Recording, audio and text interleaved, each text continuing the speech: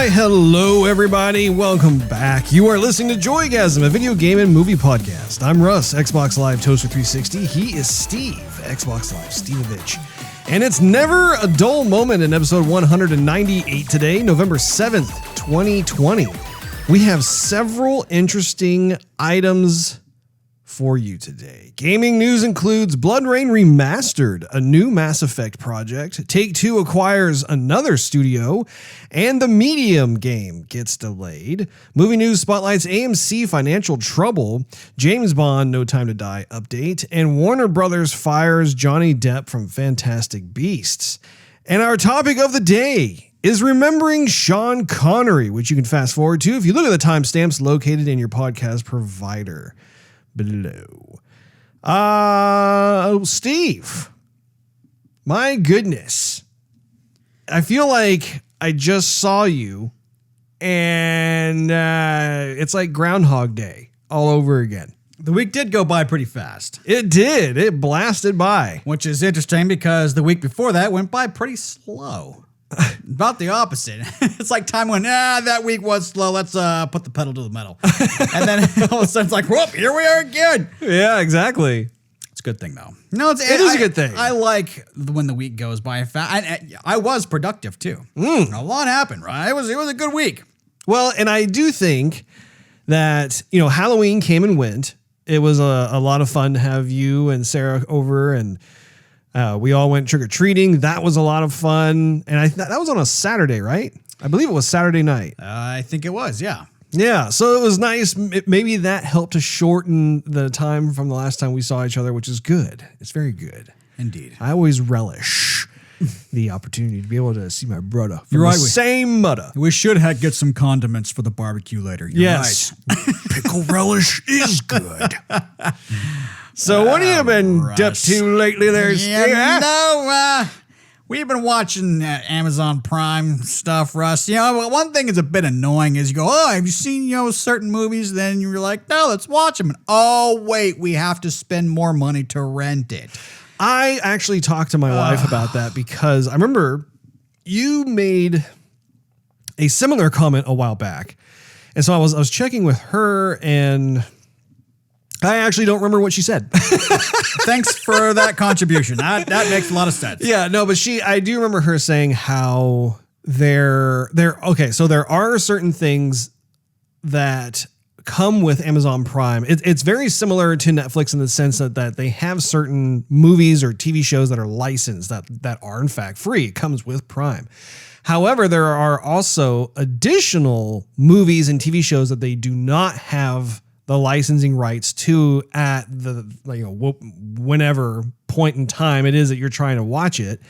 However, the cool thing is they still have it available to you. You just have to actually rent it or pay for it. So it's actually a pretty cool option because if you think of Netflix, to my knowledge up to this point, their model is still the same where they kind of they license certain movies and TV shows for a certain period of time. And then when that expires, then those products get temporarily put off the platform. And then they usher in this other set of movies and TV shows that are licensed for the next 6 months or whatever time frame that is that they have. So it's kind of a bummer in the sense because I know when I used Netflix, I would be looking for a particular movie or whatever, and they wouldn't have it. And it kind of became increasingly more of a problem just because when you first get Netflix, I remember this years ago when I first got on Netflix, it was all this stuff. And I saw that more often than not, I was able to actually find lots of different shows that I was interested in or hadn't seen in a long time. So I was happy. But then over the course of time, it's okay, you kind of go through their library and you start to look for other things. And that's when it began to shift where more often than not, I could not find something that I was looking for because it was just currently out of the licensing window, if you will. So, Amazon Prime is pretty cool in that regard where you can in fact still find those things. It's just, if you want to rent it or buy it, you have to pitch in some extra cash. So not a perfect scenario by any stretch. I mean, in a perfect scenario, like you could literally watch anything you wanted and wouldn't have some sort of paywall that's there. Right. And that's where we come in. It's like we don't buy that much stuff on Amazon where it makes sense to get Amazon Prime. And we're patient. And so we'll pay the shipping or we'll do whatever, But the main reason we paid for Amazon Prime was to get all this programming. So when they say, okay, here's some programming or here's all this programming, like, okay, great, this is what I want to watch. They go, awesome. Pay us a little bit more to rent it. You're like, that just, Okay, so, I mean, the main reason to leave Netflix, going to Amazon Prime, I kind of had the same thought process that, I wasn't going to rent. I mean, I can rent everything on Xbox stores. Why would I pay Amazon Prime to do it? Well, and I think the main issue is messaging. Honestly, I think that's what it is. Because I think people like yourself who have migrated from Netflix over to Amazon Prime, you're not used to their model, but Amazon hasn't done a very good job in clearly communicating, okay, like if they had on their homepage, watch everything that we have, I don't know if they're licensing it or whatever, but basically say, watch everything in this bucket for free. Anything you don't find in this bucket, you can still watch. Right. Whether you want to rent it or buy it for this amount of money. Right. Oh, That's okay, where it cool. is. Now I understand. Yeah. I get the model now. Yeah. And I think that, what was the other one you mentioned? It wasn't Netflix. It was, Microsoft. I can watch everything for free on Microsoft. Yeah. So Xbox also has a very clear messaging, right? Where like you go into the Xbox store, your mind is already set psychologically. Like I'm going to the store. I want to buy a movie or I want to rent a movie. Right. So then you don't have that kind of surprise, I guess you could say, when your expectations are set and all of a sudden you have this other thing.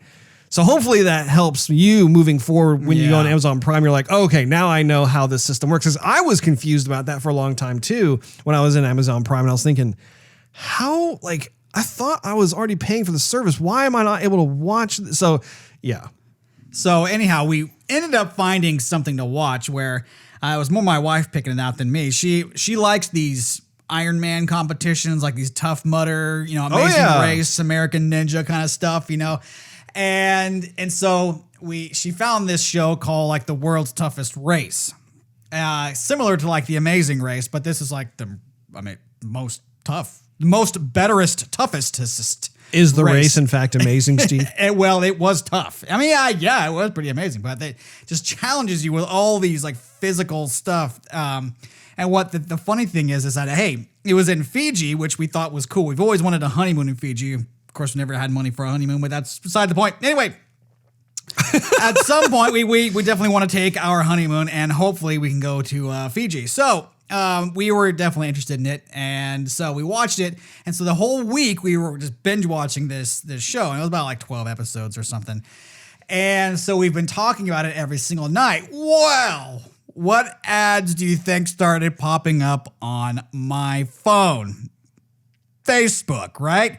I'm looking through my Facebook. It's like, tour Fiji. Ever been to Fiji? Here, go to Fiji. Fiji this. And then Fiji apples. I don't know. You're always listening. Oh my gosh, I can't stand when that happens. I have a running list of everything that I've been I'll see an advertisement for something I was just talking about. I have a list in my phone.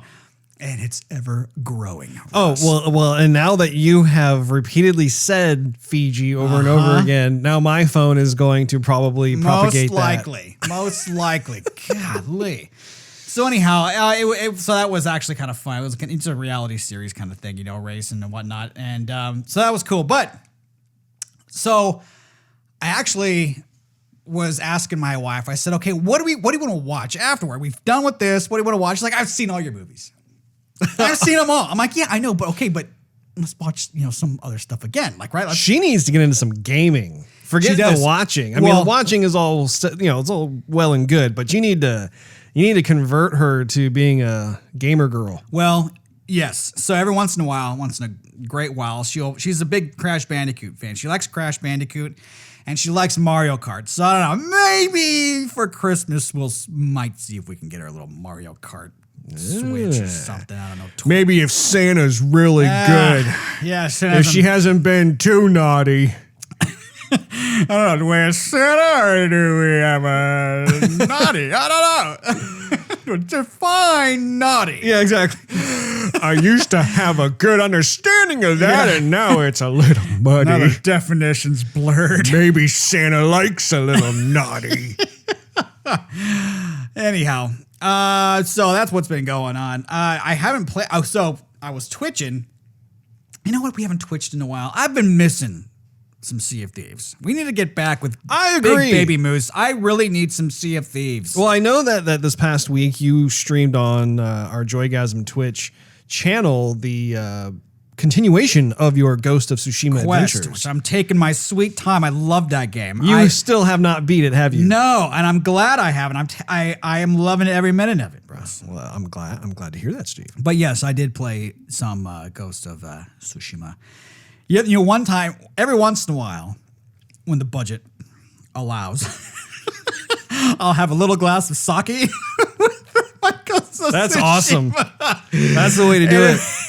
Anyway, so man, I just like anyone who you have to give that game a whirl. Take a peek at it during Black Friday. Everything is going to be on sale. I would heavily suggest, especially now that since they're doing some like expansion and like, you know, you can do multiplayer kind of stuff. Oh, sure. Oh my gosh, it's so worth a whirl.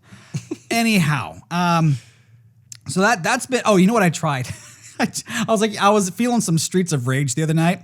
Did you play that game without me? Well, yes and no. I went on. I was for shame. So I went on. What I did was, you know what? Actually, I'm getting ahead of myself. So here's what happened: is I went through the Game Pass because every once in a while they'll put new stuff on there. Yeah. Did you know Full Throttle is on Game Pass? Yeah. We talked about it on the show. Where was I? Well, you never listened to me. Maybe I have just been overwhelmed with other junk, but to me, I saw that, I went, thank you, Double Fine Productions. Oh my goodness. Well, no, that's LucasArts still. I know, but Double Fine is still listed in the credits. Like, it's like They right put there. Double Fine? Sure did. That is surprising because I know Tim Schafer was kind of the brainchild behind Full Throttle, but he's in the credits. He's in the credits, but Double Fine was his studio that he founded way after LucasArts. But you said that it says Double Fine on there? Yeah. Wow. So interesting. Yeah. I mean, it says Lucas. Don't get me wrong. It still says LucasArts, but Double Fine is in the credits for sure. So anyhow, I started downloading that. And I thought, well, what am I going to do while this is downloading? Oh, play a little Streets of Rage. Why not? Nobody is playing Streets of Rage like online, like creating a game. I was like, okay, I hear the birds chirping and the crickets cricketing, and like, am I the only one on here? And you know, because you can play the game single player. Sure. But you can also like create an online game and wait for other people to join you.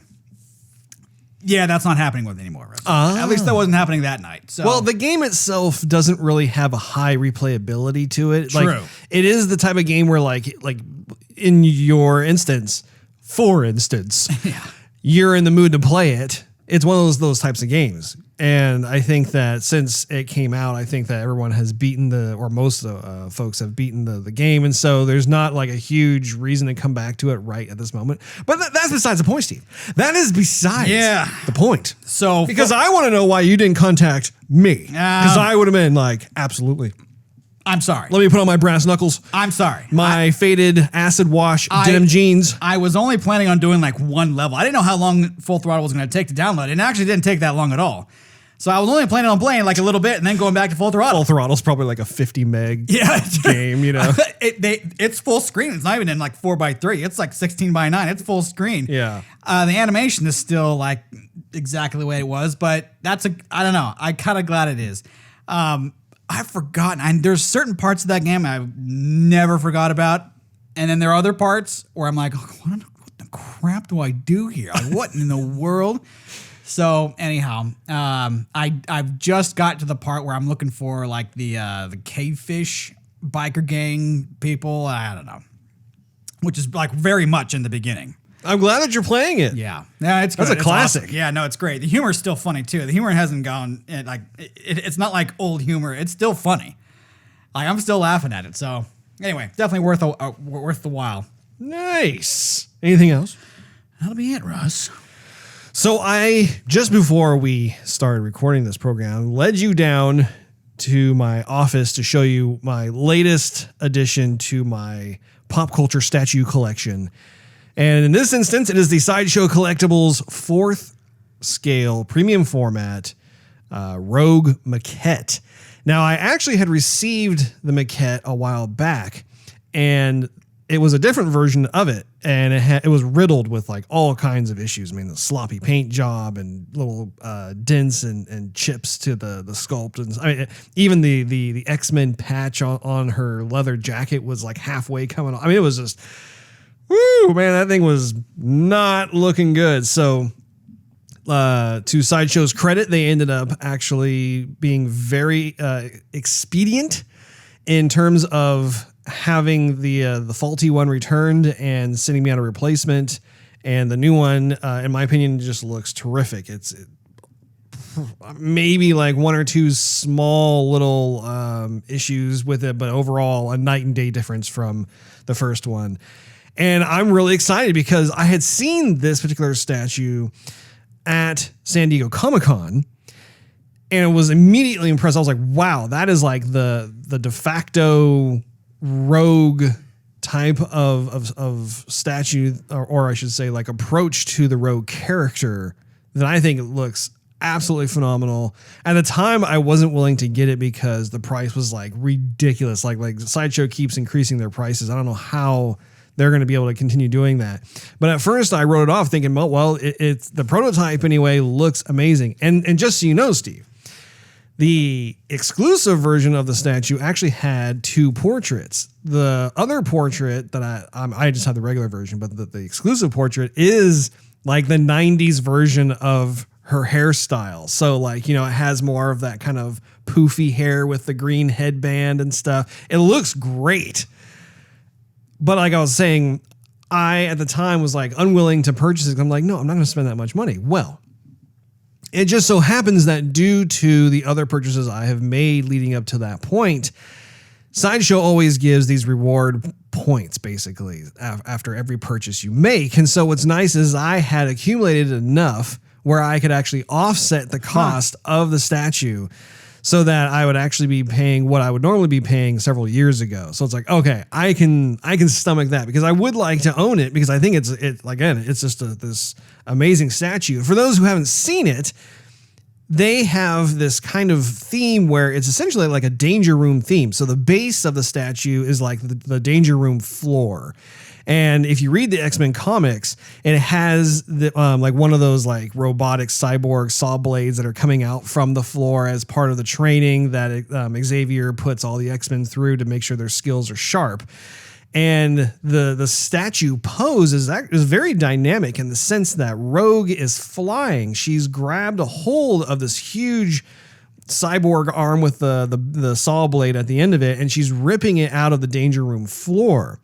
So it has this very frozen in time snapshot of this action taking place. Really, really neat, especially when you think of the engineering behind the statue, because they have to counterbalance with the weight of the way how Rogue looks like she's in the middle of flying with like the robot arm and everything else. So really, really cool, not only from an artistic standpoint, but from an engineering standpoint as well. And it's mixed media. So you have her leather jacket, which actually is fabric. It's probably some sort of like faux leather or something like that. But it helps to pleather. Yeah.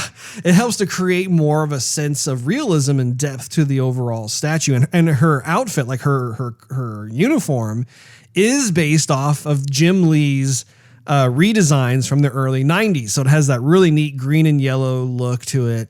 I just think it's fantastic. What do you think of it, Steve? It's beautiful, Russ. I think I made the comment, which I'm going to stick by.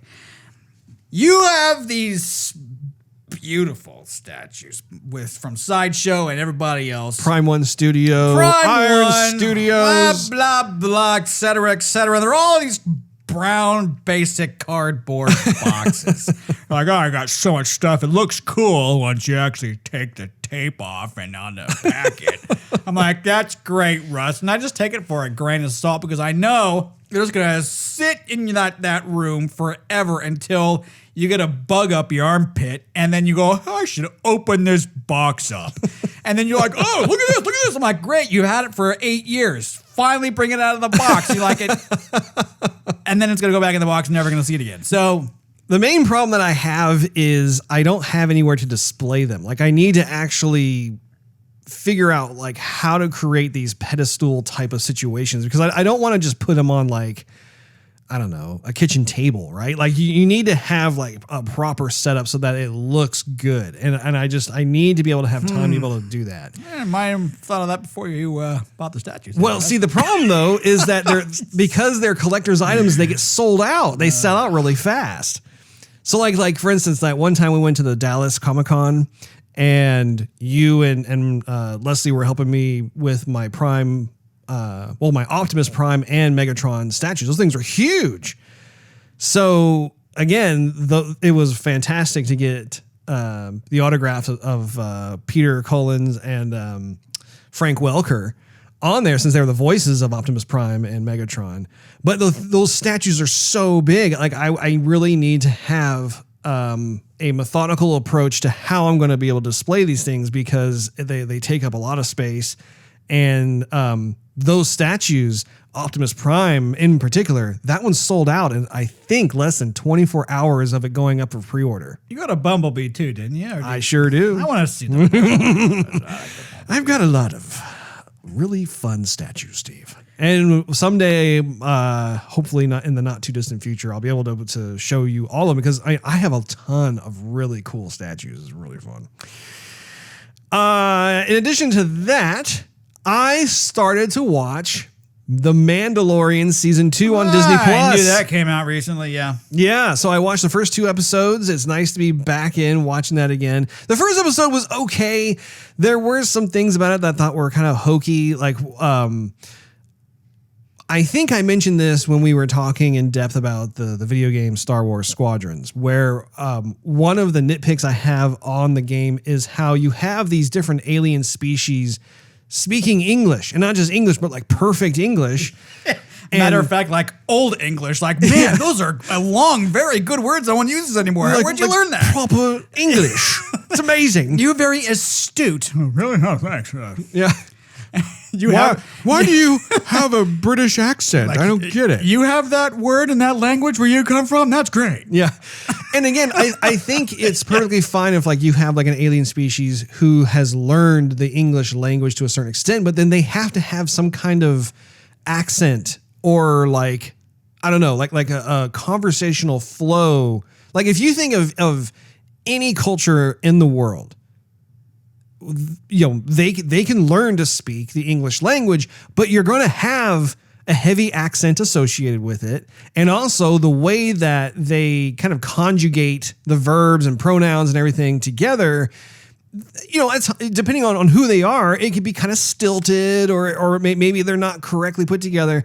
But anyway, I just wish that more thought was put into that when it came to Star Wars Squadrons. Well, the same thing can be said for The Mandalorian, in the sense that you have certain aliens that look really cool. Like they have like a really neat look, but then you hear them speak and like, I kid you not, like, and this is not a spoiler, but like at one point the Mandalorian walks into one of the Tatooine bars. It's not the same one as from A New Hope. But, yeah, but like they're still playing that song. You see the bartender who is some sort of other alien species. I kid you not. Not only was he speaking English, he was speaking with like kind of like a country western accent. And I'm like, oh no, don't do that. Don't do that. Hey y'all, what can I do you for? I mean, it was almost to that level.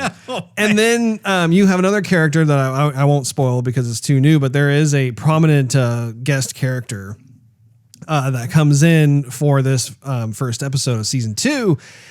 And he has even more. I mean, he's not only talking with kind of like that Southern drawl, but then he also, like the way he's kind of walking around, he looks like a cowboy. And I'm like, dude, you can't do that. You just need to.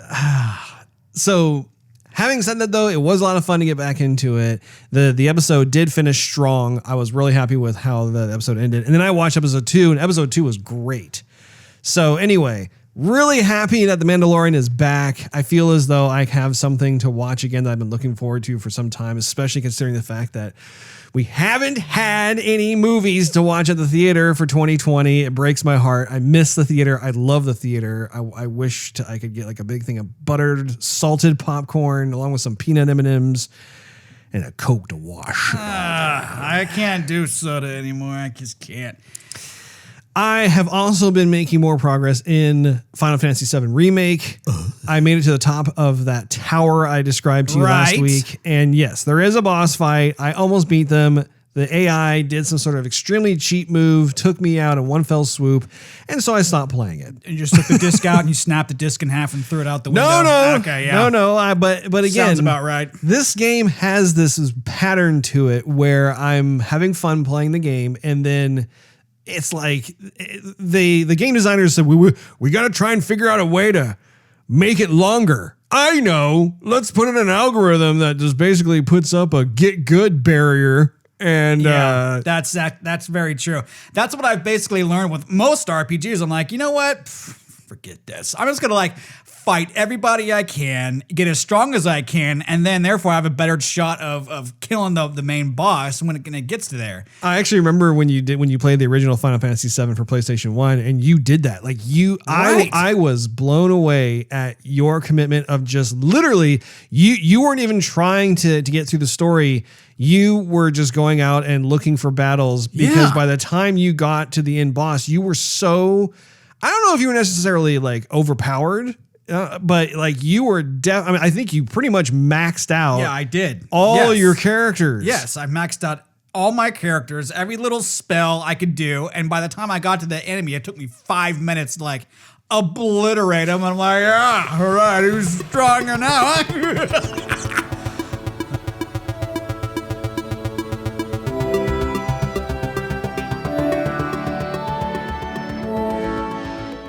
Well, let's get into some gaming news. First on the list is Blood Rain 1 and 2 are getting PC remasters in November 2020. Did you ever play Blood Rain? I played it like once. Or did you just watch me? I think you just watched me. I mostly just watched it. I literally like played it once. Okay. I actually have been a big Blood Rain fan. Those are actually some of my favorite titles for, I think they came out for the original Xbox. It was like, I know the first one was for the original Xbox. The second one may have been for Xbox 360.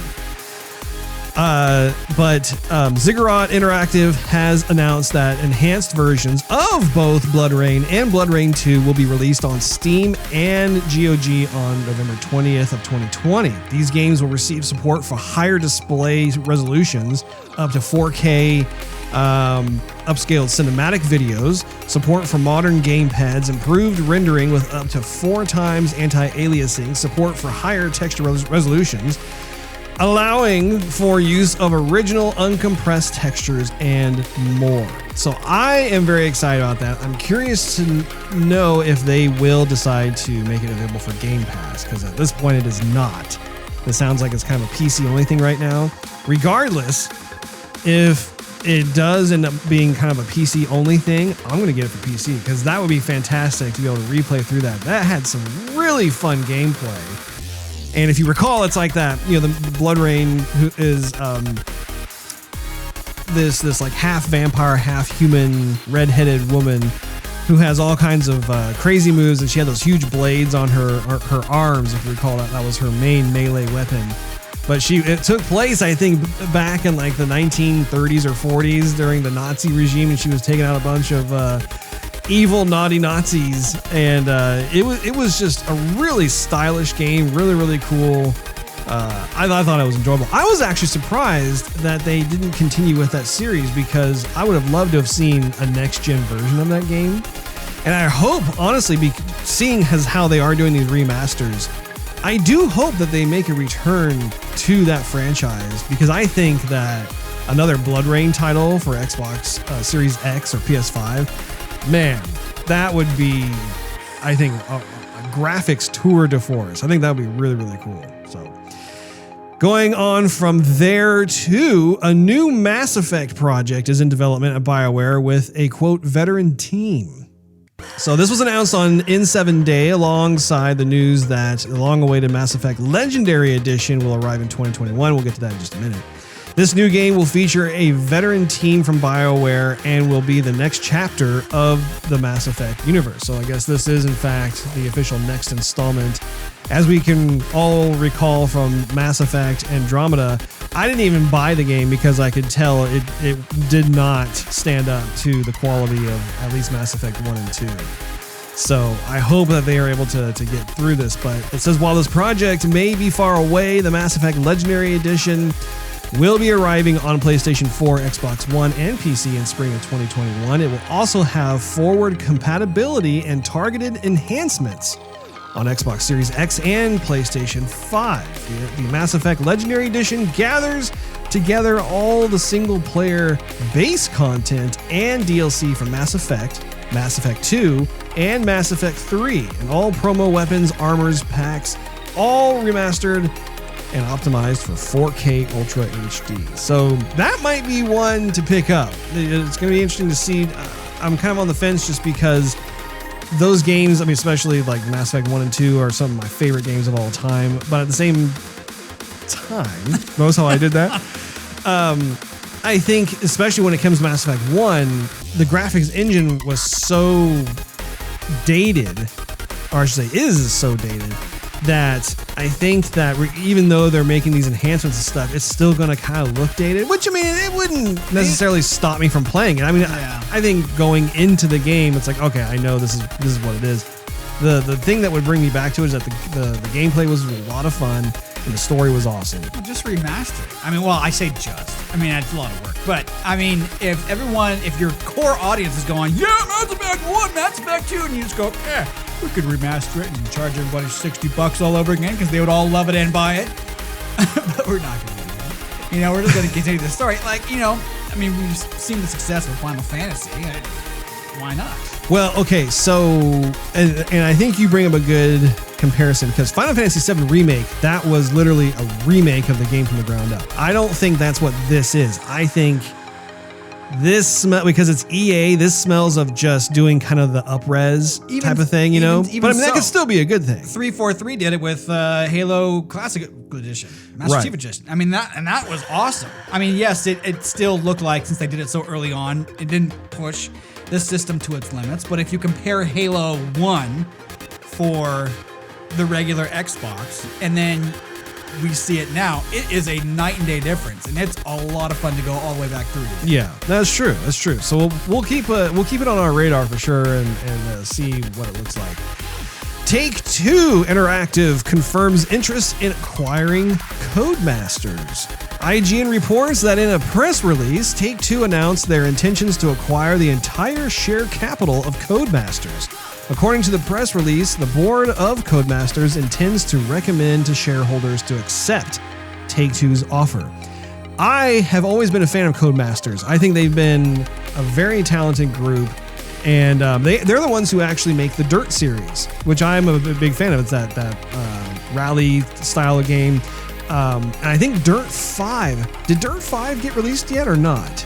It either just did or it hasn't quite yet. I don't think so. I think it's just still Dirt 4. Maybe Dirt 5 is going to be coming out at the end of this year or maybe into 2021. But anyway, I've followed that series through just about every incarnation, and I'm a big fan of that. So it's if it goes through, congratulations to Take-Two. I think that's a really great acquisition. But figured it'd be worth mentioning since we are currently in this state of having various publishers continue to acquire lots and lots of studios. So interesting indeed. And finally, The Medium delayed to January of 2021. So if you recall, Steve, The Medium was that game for Xbox Series X that has the female protagonist, and it looks like kind of a detective-ish type of game, but like she's able to go between the real world and some like dimensional world that alters the environment that she's in. It has been delayed to January 28th of 2021 due to COVID-19, and most likely Cyberpunk 2077's new release date, because if you recall, Cyberpunk got slightly delayed into December. So it sounds like The Medium was going to be coming out probably in December because Cyberpunk 2077 was going to come out in November. So it seems like there's kind of a shuffling going on here. With my notes, it says the game was originally due to be released on Xbox Series X, S, and PC on December 10th. Announced on Twitter, the delay, of course, like I said, is due to COVID-19 related production issues and the current schedule of other titles on the market. So again, I think they're referring to Cyberpunk 2077. Not a huge deal. I still look forward to picking it up, and with all of the other craziness and nuttiness going on in 2020, I'm just... I think I'm getting calloused, Steve. I really do think I will no longer be surprised about anything. If there was like a big rift that would open up in the sky and we would have Loki come through, I'd be like, whatever. Yeah, really like, oh man, those weren't just fiction, and it's the truth. Doesn't surprise me anymore, Steve. Nothing does. You're like, yep, that's expected. If they were talking about how they have spotted a huge asteroid that was coming toward Earth, and it was going to hit us right on New Year's Eve, I'd be like, wait, that's supposed to surprise me? And Bigfoot was the reporter. Yeah. And the Loch Ness Monster was... his pet. Yeah, exactly. His steed. Switching over to movie news. AMC seeks stock sale to raise $50 million to stave off bankruptcy. This story, when I saw it, has me concerned. It plays right into what our topic of the day was last week in our episode where we talk about whether or not Disney parks will be able to survive. And part of what we talked about is how part of Disney's vehicle for making money is the movie business, right? This is kind of another wrinkle in that narrative, but AMC is looking to sell up to 20 million Class A shares to secure nearly $50 million in new capital. The world's largest cinema chain, which has been slammed by the coronavirus pandemic, is set to report quarterly earnings Monday afternoon. Last month, it warned investors that its dwindling cash pile could push it to file for Chapter 11 bankruptcy. Shares of the company, the world's largest cinema chain, fell nearly 7% in early trading on this past Monday. The company is set to report quarterly earnings, yada, yada, yada. But the filing itself is just the latest fundraising attempt by AMC. Like others in the industry, the company has been slammed by the coronavirus. First, it was forced to shutter hundreds of theaters, and then after reopening, saw customers stay home and major Hollywood blockbusters delay their openings. So this is, in terms of pop culture news, this is a really big deal because the big three movie chains are AMC, Cinemark, and Regal. Regal has already shut down. So that leaves AMC and Cinemark. AMC is now going through this motion to try and raise capital because people simply aren't going to the theaters. And again, the reason why I brought up our previous topic of the day from last week's episode is there's only so much money in their cash reserves that these companies have, whether it's Disney or it's AMC or whatever. The longer that this stuff persists, the harder it's going to be for these companies to survive. And once again, it's a domino effect.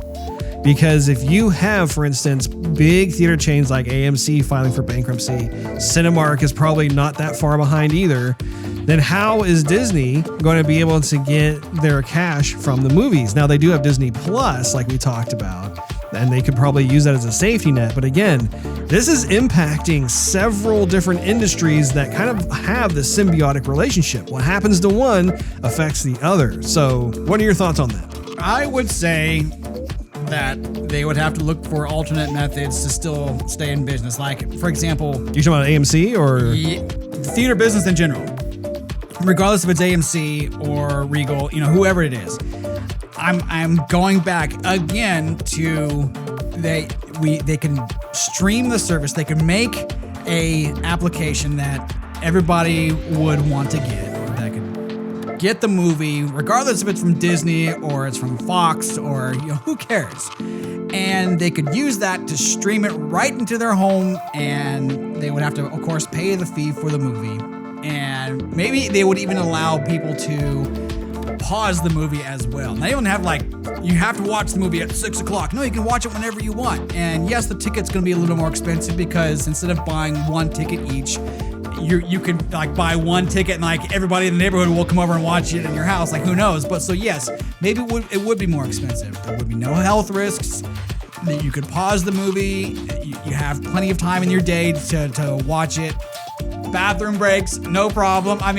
Yes, it could cure a lot of what people find annoying. No parking problems. So, yes, where there is a will, there's a way. Yes, the brick and mortar, walk into a movie theater, have the awesome sound system, the large screen. Yes, that experience might have to be put off for a while. But if you're waiting for a virus to go away and just holding on to your money versus finding an alternate method to stay in business, well, I don't know. I just think that they're putting off the inevitable, not of them going out of business, but the technology is there, and I would say utilize it. Well, and I think that's an interesting point in the sense that traditionally speaking, these movie theater chains, their whole business model is designed around brick and mortar locations where people go in and they enjoy the big screen, the awesome sound system, and being with their friends and family, enjoying in this moment of entertainment. And I think it could wind up being the situation like Blockbuster, where if you recall, Blockbuster was king back in the 90s, and they refused to adapt to this online model that was starting to take shape, where the notion of being able to stream movies online and that allowed companies like Netflix to really flourish, and Blockbuster went the way of the dinosaur. And I think in this type of situation, I think that there is a chance that they might be able to set something up like that. But the problem is that takes a lot of ramp up time, in the sense that you've got to actually design the platform from scratch. You've got to market and advertise that. And especially when you have entities like AMC and Cinemark, who for decades and decades have branded themselves as your movie theater location, right? You want to go see a movie, you go there. I don't know if they have the time to be able to go into that, but at the same time, if the situation continues into next year, it's not going to matter because they're going to run out of money. So it'll be interesting to follow the story. Hopefully that doesn't happen, because we both love going to the theater. I was even talking to a friend earlier today about how much I miss just going to a physical location. I like going into a grand theater and sitting down and having my little snacks and having that air of excitement before a highly anticipated film begins, and being able to talk about it as you walk out and being told a good story. You just don't get that in the comfort of your home. In your home, yeah, you have certain qualities about that as well, but I really hope that they're able to pull through. Next story we have on the list is that Lashana Lynch is confirmed as the new 007 in No Time to Die. It's official. We have a new 007, and she is making history as the first black woman to take up the mantle in the James Bond universe. So Lashana Lynch will be playing the new 007 in the upcoming film that's been delayed, called No Time to Die. No Time to Die! Now, she was known for her role in Captain Marvel, and she will indeed be the first ever female 007. But to be clear, this does not mean that her character, Nomi, will be the new James Bond. No Time to Die will open with Bond in retirement. And the interview piece where this stuff came from clarifies that Nomi is the secret agent who inherits the 007 title while Bond himself is in exile. So again, this says to me that she's not going to be like the new quote unquote James Bond moving forward after Daniel Craig. It's just that in this film, the story, I guess, starts out where because Bond is in exile, she has taken on the mantle of 007. And then we see how that plays out because Bond, of course, will be brought back into the fold due to something that needs his expertise. And there will probably be conflict in terms of, the two characters.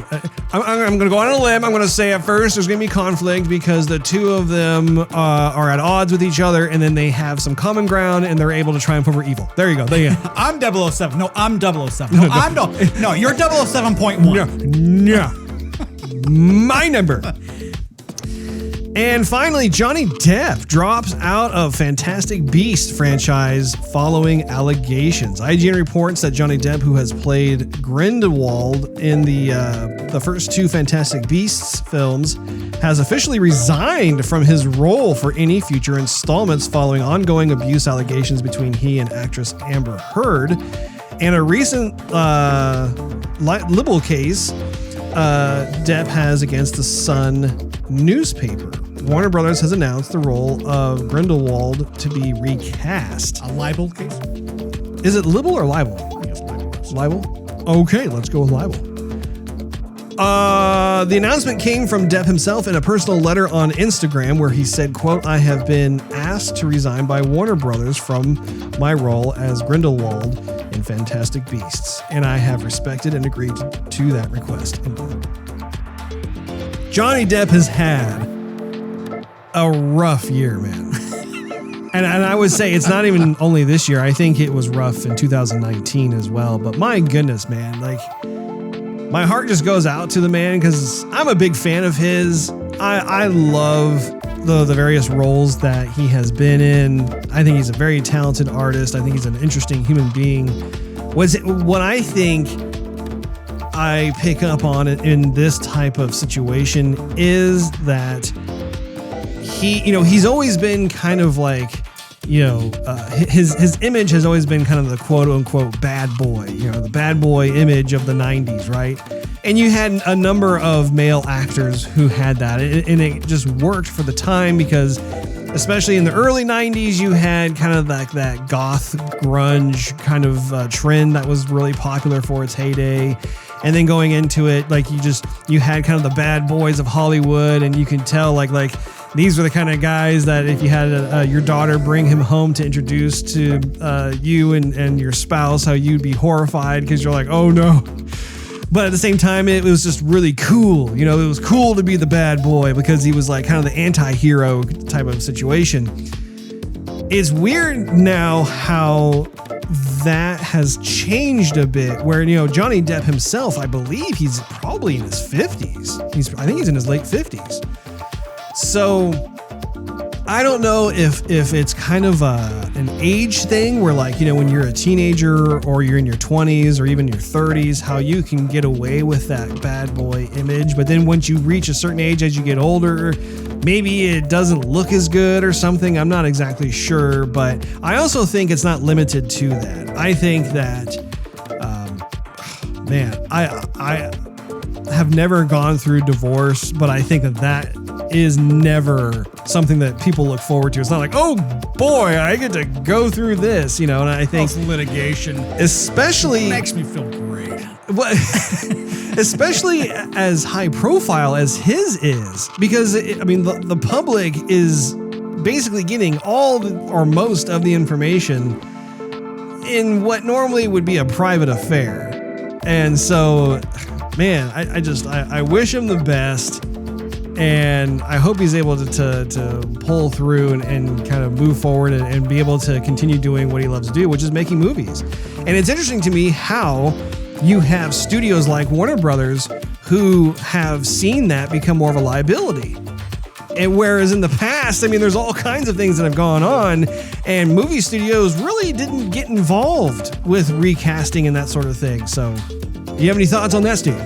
No, it's hard. It's really difficult. I remember something being said about him when he did the last Pirates of the Caribbean, and that movie it kind of got a so-so rating, and then it turned out he was going through a bunch of stuff, and so I think this has been happening for some time. He's trying to keep everything his personal life separate and still keep on that movie career. But I mean, this is a big deal. Sometimes your personal stuff kind of overtakes your work, and you have to take time off to deal with it, and everything else has to be put on hold. So just unfortunate. It's a terrible situation all the way around.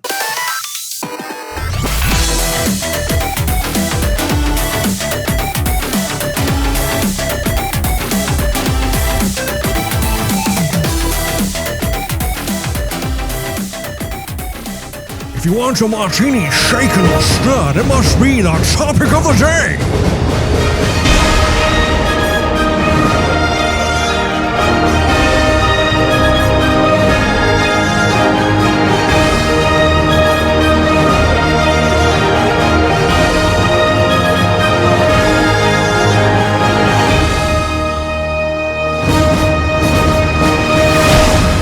Our topic of the day is remembering the late, great Sean Connery. This was a bombshell of a news article that came out earlier this week where Sean Connery passed away at the age of 90 years old. And I think the first thing that should be said is that Sean Connery was a staple of our family ever since we were kids. And a staple of comedians impressing him. Because impersonating? Impersonating. Their impersonations were impressive. Yes, they were. So, Steve, I figured I would kick it over to you. Oh, thanks, Russ. Please tell our listeners about what kind of thoughts, memories, reactions you have about Sean Connery. I have to start with this. I read that Sean Connery was Peter Jackson's first pick for Gandalf in Lord of the Rings. And I would thought, as much as I love Sean Connery, I don't know if I could see Sean Connery yelling, "You shall not pass." But Peter Jackson gave him the script, and Sean Connery wasn't a very big Tolkien fan. He goes, "I don't understand the character. I don't understand the story. I really don't understand what's going on. I think I'll pass." Yeah. And so he passed off, and it went to Ian. Yep. Sir Ian. Exactly. And so anyhow, which I think probably was the better choice. But, I haven't seen a whole lot of Sean Connery films as of late, which I'm surprised. As he was aging, he didn't continue his movie career. I think there was plenty of roles still for Sean Connery, plenty of acting, plenty of life. Well, he may have gotten, he probably got a little tired of the Hollywood scene as he got older. I'm sure he got tired and kind of wanted to kind of live out his days. But either way, when we see older actors on screen, like, it's a pleasure to see them still act, and they still have like a lot of talent left. I mean, they have a lot of years of doing the same thing. I mean, they could really act on screen. It's awesome to still see these actors. Yeah. But I just haven't seen him on screen. But I remember seeing him, like, he would always attend like the Oscars and then movie awards. I'm like, that's Sean Connery. Yeah, yeah. And so, yes, he was getting older, but it's almost like you couldn't really tell. I think because, like, maybe he grayed early. And so, like, he always had like this gray beard. So you never ever knew like his real age unless you had to like Wikipedia it or something. Because he never really aged. He got to a certain point, never looked any older. But no, I last saw him. My wife and I watched Robin Hood again when he was at the end of the movie with King Richard. And I'm like, she's like, "Who's that?" I'm like, "You're kidding." Well, I actually have a number of different posts from celebrities who found out that he passed. And I think there's a lot of great stuff in here that I wanted to share with everybody. So Harrison Ford, who starred opposite of Sir Sean Connery in Indiana Jones and the Last Crusade, made a statement. He said, "He was my father, not in life, but in Indy 3, that he provided to the Hollywood Reporter." And he continued on. He says, "You don't know pleasure until someone pays you to take Sean Connery for a ride in the sidecar of a Russian motorcycle, bouncing along a bumpy, twisted Twisty Mountain Trail and getting to watch him squirm. He said, God, we had fun. If he's in heaven, I hope they have golf courses. Rest in peace, dear friend. I thought that was a nice anecdote that Harrison Ford gave. In addition to that, the official James Bond Twitter account released they released Daniel Craig's words, which were, quote, "It is with such sadness that I heard of the passing of one of the true greats of cinema," which I thought was really cool. And even Roger Moore was saying, how infinitely sad to hear the news Sir Sean Connery has passed away. He and Roger were friends for many decades, and Roger always maintained Sean was the best ever James Bond. Rest in peace. Of course, that's just the Roger Moore legacy speaking on his behalf, because I believe he has also passed away. But former Bond Pierce Brosnan wrote on Instagram, quote, "Sir Sean Connery, you were my greatest James Bond as a boy and as a man who became James Bond himself. You cast a long shadow of cinematic splendor that will live on forever. You led the way for us all who followed in your iconic footsteps." George Lucas, who collaborated with Connery for Indiana Jones and The Last Crusade, released a statement online as well, stating, quote, sure, I started sounding like Sean Connery. Sir Sean Connery, through his talent and drive, left an indelible mark in cinematic history. His audiences span generations, each with favorite roles he played. He will always hold a special place in my heart as Indy's dad. With an air of intelligent authority and sly sense of comedic mischief, only someone like Sean Connery could render Indiana Jones immediately into boyish regret or relief through a stern fatherly chiding or rejoiceful hug. I'm thankful for having had the good fortune to have known and worked with him. My thoughts are with his family, end quote. I thought that was a nice stand by old George. Speaking of filmmakers, Michael Bay. I was just going to say Michael Bay. I haven't seen anything from him yet. Who directed Connery in The Rock. The Rock. Welcome to The Rock. What is a great film. Penned a tribute for The Hollywood Reporter saying, quote, "He was a legend. We all have a few teachers in our careers. The ones that imprint something special on your being. Teachers that you haven't seen in 20 years, but you still remember their wisdom like yesterday. Sean Connery was one of those for me." Losers always whine about that best. You are correct. Yeah. In a statement to People magazine, Connery's The Rock co-star, Nicolas Cage, said, quote, "I was happiest when I was working with him. His wisdom, humbleness, and extreme honesty has guided me ever since I met him. He was my friend and greatest teacher in cinema. The first movie star to lead the way to combining drama, action, adventure, and comedy. He did it all effortlessly and with dignity. Maestro, you will be missed."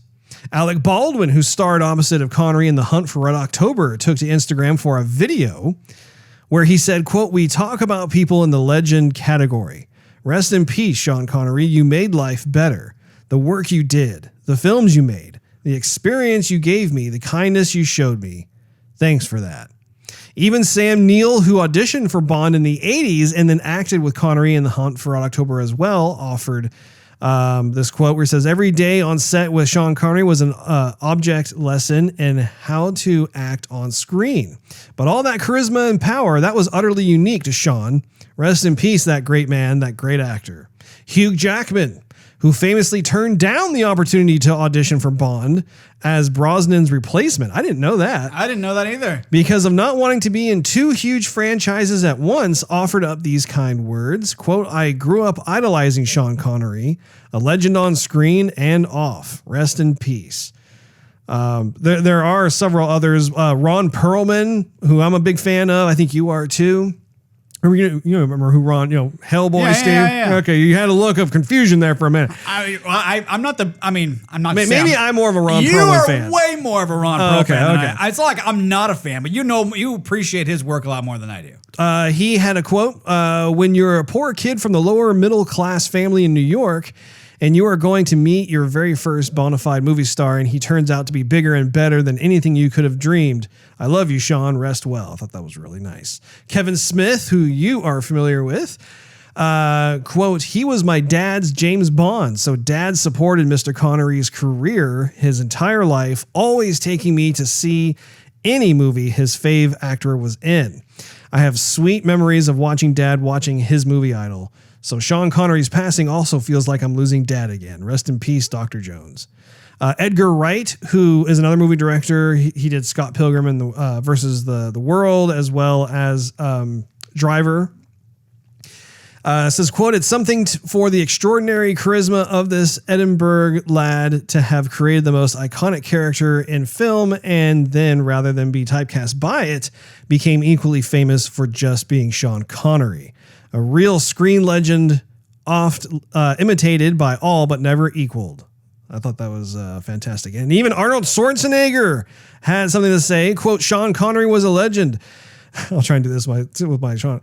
I'll do my Arnold Schwarzenegger voice. Sean Connery was a legend, one of the greatest actors of our time. He provided endless entertainment for all of us and inspiration for me. I'm not just saying that because he was a bodybuilder who placed in the Mr. Universe contest. He was an icon. My thoughts are with his family.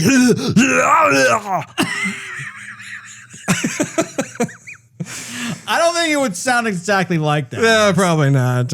There was probably a get to the chopper somewhere in there as well. But anyway, I thought it was really fun to go through that just because whenever you have someone of stature who passes in any industry, it's fascinating to be able to see who is moved to be able to share some words. I thought that was really cool. You know, it's funny to me because Sean Connery, of course, his voice was one of our favorite voices to impersonate. Did Wesley Snipes say anything about Sean Connery? I have no idea. Because honestly, I didn't get a chance to look at each and every. I'm sure there are scores of other people who said something. Because I remember he was in Rising Sun with Wesley Snipes. Oh, yeah. And that was he was kind of a badass in Rising Sun. Indeed. But yes, both you and I, Steve, have always had some fun impersonating Mr. Sean Connery. Do you know Sean Connery was the voice from the very first Dragonheart movie, Russ? Yes, actually. I am the last one. Well, okay, since I mean, I think it's fun to be able to point out some of the movies that we really enjoyed him in. Okay. Dragonheart was, in fact, I think a great way to lead off. So Dragonheart. Awesome. He wasn't actually physically in the movie. He was the voice of Draco. Of the dragon, yeah. So that was a lot of fun to hear him say, I am the last one. Yeah. And I think it's a strong testament because when you hear people who have that type of sound to their voice, I think that in some cases people may be like embarrassed about it or, you know, worried people make fun of them for it or whatever. I think it just, despite the fact that it was a very unique sound, it kind of made him even more manly for some reason. Yeah, kind of. You know what series we haven't watched in a while is the Highlander series. Steve, you're reading my mind. I was just about to say Highlander on my list. But yes, Highlander. Yeah, we should go car shopping. You're right. Yeah, exactly. Another great film that was, you know, made for Mr. Sean Connery. Yes. You know, the James Bond movies go without saying. As far as I'm concerned, he was the best James Bond. There were other folks who have taken on the mantle of James Bond, and they have done a good job in their own ways. But Sean Connery was the OG, and he will forever, in my opinion, be the absolute incarnation of the spirit of Bond, James Bond. When it comes to other films that he's been in, though, my goodness. I mean, okay, Hunt for Red October. That was a different type of role for him because he actually played kind of more of the villain-esque type role. If you recall, he was the submarine captain. That's a good movie, by the way. That was a great movie. And that was actually, you know, what was funny about that was one of the Baldwin brothers. Was it Billy Baldwin? I don't remember who it was. Or maybe it was Alec Baldwin. Let me tell you here, Russ. I'm going to look this up. Keep going. Well, anyway, it was interesting because Alec Baldwin, yeah. Quick. I don't know what to draw there. There you go. But what I thought was interesting was that later on, Harrison Ford actually took over the character that would play in the kind of the future sequels of The Hunt for Red October, because that was when you had Patriot Games and Clear and Present Danger. The actual name of the protagonist escapes me for the moment. But anyway, I just think it was interesting just because Sean Connery would later on get to work with Harrison Ford and Indiana Jones. But going back to Hunt for Red October, I thought it was really well done, because here you have a Scotsman playing a Russian captain who wants to defect to the United States. And so it's this crazy kind of cat and mouse type of situation. But I feel like by the end, by the time you get to the end of Hunt for Red October, I'm totally accepting the fact that Sean Connery is a Russian defector. Yeah. So it speaks highly of just like the quality of his acting. But it was one of those types of movies that was really fun in terms of like they had a kind of a slow burner of a film, right? That kind of exacerbated the tension of what's going on, and how you had an American spy stowaway that was on the submarine, and a lot of really fun moments throughout that movie. Another one he was in that was pretty good, action movie. More like a popcorn movie, really, but was Entrapment. So that movie came out later on when he was much older. It starred Catherine Zeta-Jones. Yeah. And that movie, for me personally, it was okay. Yeah, but it's a popcorn movie. It was a fun movie. I don't think it stood on the same level as some of his other works, but I mean, who doesn't like Sean Connery and who doesn't like Catherine Zeta-Jones? So yeah, that was fun. I want to go to Indiana Jones and the Last Crusade. Sure, Russ. Of course. This is probably one of my absolute favorite roles that Sean Connery was in. And not to mention the fact that it's one of my absolute favorite movies of all time. What I think is so neat about this is how Sean Connery, for a lot of his roles, especially with like James Bond and others, where it's much more strong, tough, machismo type roles, he played the role of someone who was more of an intellectual. And Harrison Ford was much more of the physical, tough and rough and tumble, let's say it that way, type of character, which was neat because it speaks to the range of acting that Connery had. But I thought it was really neat. There were so many different moments in time during that film that I think stayed with me as a viewer. Like toward the end of Indiana Jones, when Indiana almost falls through the chasm and he's trying to reach for the goblet, right? Or no, was it Yeah, it was the goblet. It was the whole fountain of youth kind of thing, right? The cup of Christ. And Sean Connery is holding on to him with one hand. And for the first time, throughout the whole movie, he's calling Harrison Ford's character Junior. And in that scene, for the first time, you hear him say, Indiana.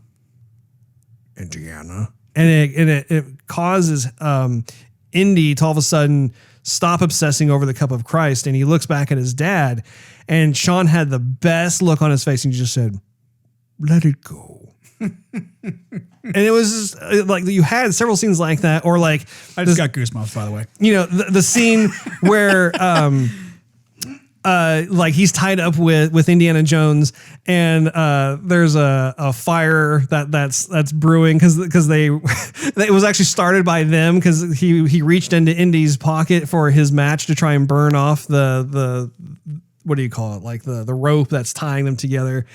And that whole situation where he's trying to blow out the flame on the rug, and then all of a sudden it like catches fire, and I love it when Indy's trying to get Sean, or I should say his dad, his attention goes, Dad, what? Dad, what? Dad, what? Like it's that kind of sense of urgency and humor in there.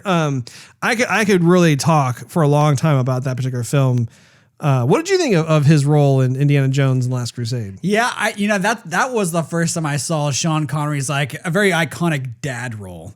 And I saw Harrison Ford as the adventurous type, the mischievous type, and almost like the brute type. And Sean Connery was the mentor and didn't have to be brutish to get things done, more than a negotiator. There's that scene where there's the planes are about to shoot them out of the motorcycle they were driving, and Sean Connery has the idea of, let me just shoot up a bunch of birds and they're going to take this airplane down. And Indiana doesn't even know that. Indiana's more like, punch you in the face, ask questions later sort of thing. Which, by the way, Indiana Jones still to this day has the best sounding punches. Yeah, that's where we got the sound. It's a whole yeah. That's how you know it was a really hard punch. Both his gunshots and his punches, man. And so anyhow, I remember that scene where he shoot up all the birds and they the birds hit the planes and then the planes crash down, and I forgot actually what he says, but he's walking along the beach with his umbrella that he couldn't let go. I don't remember exactly how he says it, but he's like something like in the birds in the sky. That's right. But Nick, aka Big Baby Moose, he has that line down perfectly. He needs to. It's a shame that we didn't have him on because he too does a pretty good Sean Connery impression. That's so cool. Anyhow, man, you know what? We really need to do like a Sean Connery movie binge, just to honor his legacy, because all these movies we're listing are just awesome. They're so good. There's a movie that it was kind of a really sappy movie, but I saw a movie. It was called First Night with Sean Connery. I remember that. And the movie was actually kind of sucky. It wasn't that good. I think Richard Gere was in it, and Sean Connery was playing King Arthur. But I don't remember anything really specific about the movie other than it had Sean Connery. And the reason I went to go see it was because Sean Connery. And I almost didn't really care how the movie was. I kind of knew it was going to be sappy, but I really didn't care. It was Sean Connery, and he was on the big screen, and therefore that was worth the price of admission for me. Yeah. Well, and it speaks volumes to his commanding screen presence. Robin Hood, Prince of Thieves, I know that you briefly mentioned just a little while ago, but what I think is worthy of note is that his on-screen time in that movie is basically like 5 maybe minutes, not even. I would say 60 seconds. His line is basically like, "Hold, I cannot allow this wedding to proceed unless I am willing." Oh, no, I am able to give the bride away. You look ravishing, cousin. Not ravishing. I think it was radiant. Maybe. Was it radiant? Radiant, cousin. Oh, maybe it's radiant. Yeah, I'll have to watch it again. It's either radiant or ravishing. Friar, proceed. Yeah. But again, like what I thought was so cool. I mean, first of all, that's a really fun movie, and it's really funny too. Looking back, how like Kevin Costner is the only like American in that entire movie. Like he has an American accent, and of course, Robin Hood Men in Tights pokes fun at that. Unlike other Robin Hoods, I have a British accent. Like, oh, yeah. But when it came to the Robin Hood movie, such a great movie, and I think his scene at the end, it was almost like a scene stealing moment because no one expected Sean Connery to be in the film, and then you see him, he looks awesome, like him all decked out in that King Arthur and his Knights of the Round Table, that whole thing. I thought it was just a perfect way. It was like this little treat, little cameo treat that helped to send the outro just in a perfect way. I wonder how much you got paid for that 60 seconds. 60 seconds for $6 million.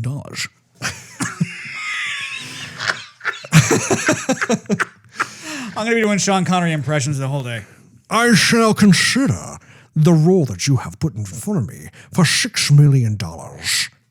not to mention that. Oh no, not dollars, pounds. Pounds. 6 million pounds. Yes. Please. Yes. Thanks. A bunch. You know you want to. It'll make the movie just dazzling, I'm sure. I'm sure of it. You know this voice makes all the ladies weak in the knees.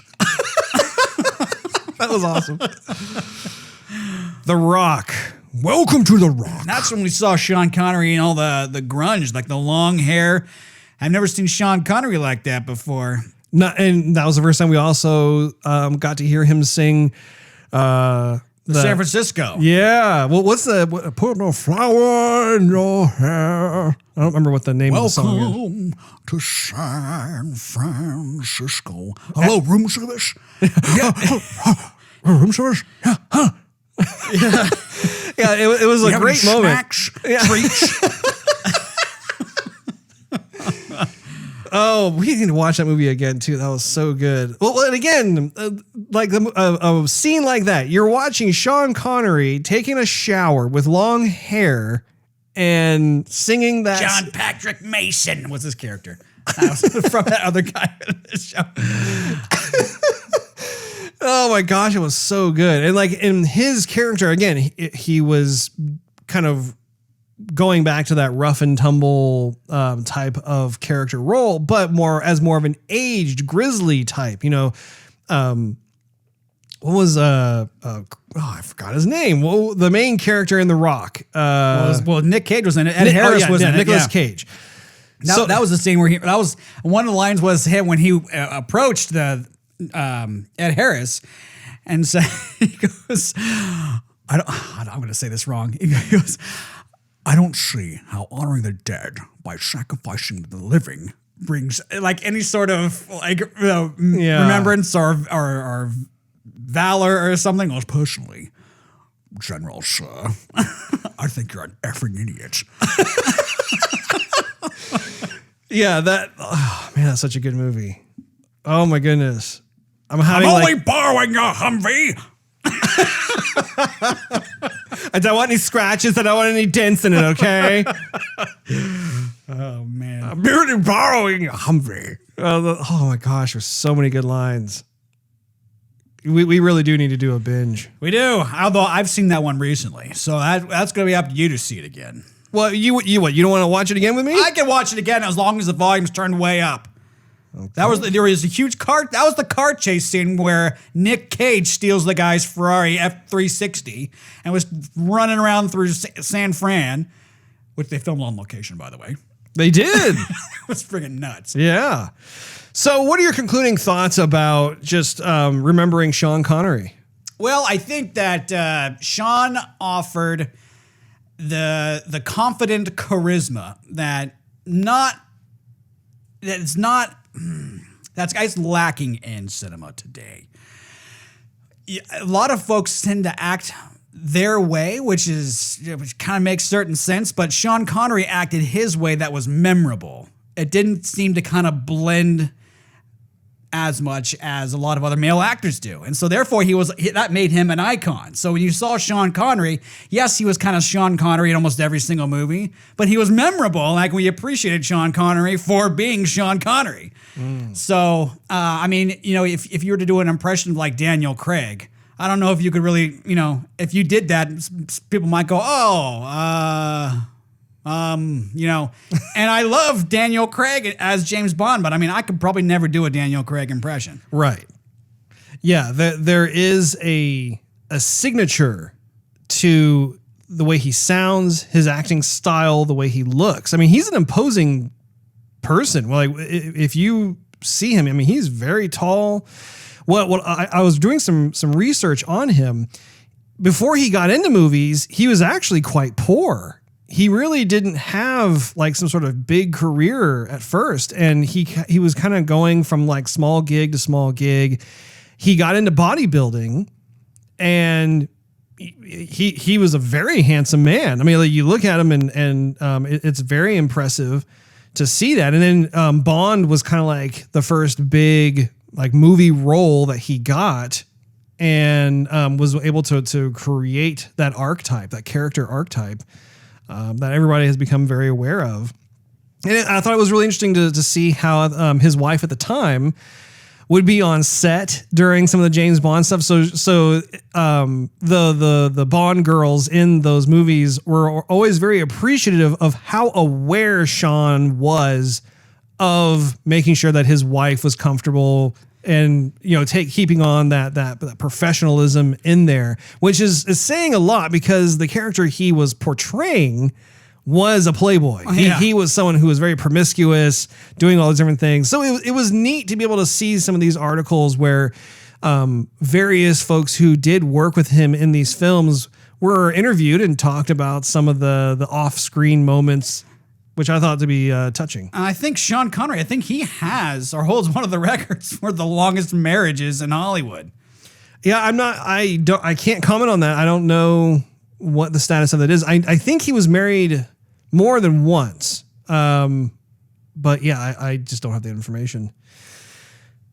For me, I mean, Sean Connery is one of those staples of entertainment. I think that when I look to my childhood and growing up into an adult, Sean Connery was always one of those actors who I knew it was going to be a fun ride when I saw his name attached to the project. And I think that you could probably count on one hand those types of people who leave such a lasting impact on your life when it comes to acting. And Sean Connery himself, I mean, he wasn't even necessarily someone who I could see as a chameleon actor necessarily, because he did tend to play similar roles, even though there are roles like for instance, him playing Indy's father that were a bit of a departure from what he normally would do. But I think one of the qualities that I really appreciated was how he was unapologetically old school in terms of being a man's man. You know, in this day and age, you don't see often alpha male personas. That's going away. Yeah. You see more of the beta males. And I think, you know, even I would put Harrison Ford in that category as well. Yeah. Very alpha male. And I am thankful that I was able to grow up in a time where I got to celebrate the majority of Sean's work, where, you know, we were not born when he first started as James Bond, but luckily we're able to watch his earlier works. Having said that, though, I mean, he was in plenty of films. His heyday, I would say, was in the 80s and the 90s. And I'm so grateful that we got to be 80s kids, because Sean Connery is one of those people who really made a positive impact on pop culture and entertaining us all. And I think it's fantastic that he was able to have a long life. I mean, he lived to 90 years old. That's a nice full life. And, you know, our condolences, of course, go out to his family, because it's never easy to lose a loved one. And I'm just, man, like, I think it's fantastic that we have these contributions that he has made to entertainment And cinema in particular, and that, you know, we'll be able to show our kids and our grandkids actors like Sean Connery. So may he rest in peace. Make sure you tune in to next week. We want to wrap up this episode of Joygasm. Thanks for hanging out with us. If you enjoyed this episode, we invite you to check out patreon.com/Joygasm, which is spelled JOYGASM, and consider becoming a monthly contributor. You'll get exclusive perks and early access to the show, not to mention it really helps us continue doing what we love to do. Also, you can follow us on social media and YouTube. Just do a search for Joygasm TV. Last but not least, search Joygasm TV on Twitch to see us stream our gaming adventures live every Wednesday night at 9:30 p.m. Central Time. We will see you all next week.